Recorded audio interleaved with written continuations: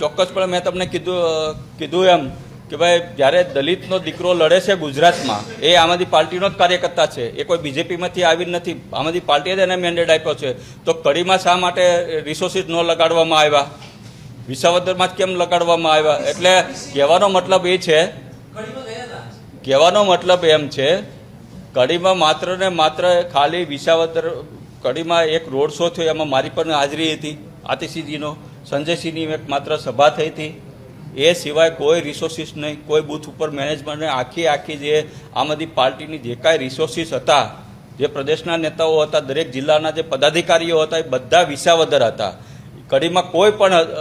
એવા મોટા નેતાઓ ક્યાંય જોવા નહોતા મળ્યા. એટલે માત્ર ને માત્ર જે દલિત સમાજનો જે આમ આદમી પાર્ટીનો જે કાર્યકર્તા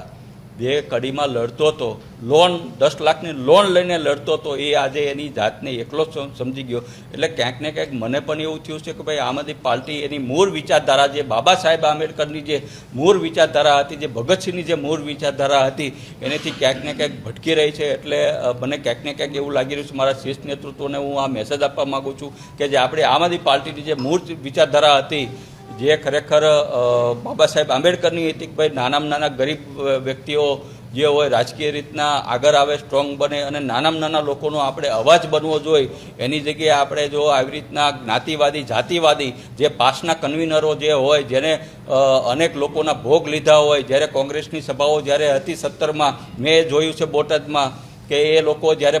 કોંગ્રેસના મનોજ પટેલના એ 10-20 હજાર લઈને એને એના સંબોધનો કરતા હતા, એવા લોકોને જ્યારે જ્ઞાતિવાદી વ્યક્તિઓને, વિચારધારાઓ વ્યક્તિઓને જો તમે પાર્ટી આગળ કરશે અને જ્યારે દલિત સમાજના વ્યક્તિઓ, જે પછાત સમાજના મુદ્દાઓ તમે ભૂલી જશો, તો ક્યાંક ને ક્યાંક આમાંથી પાર્ટી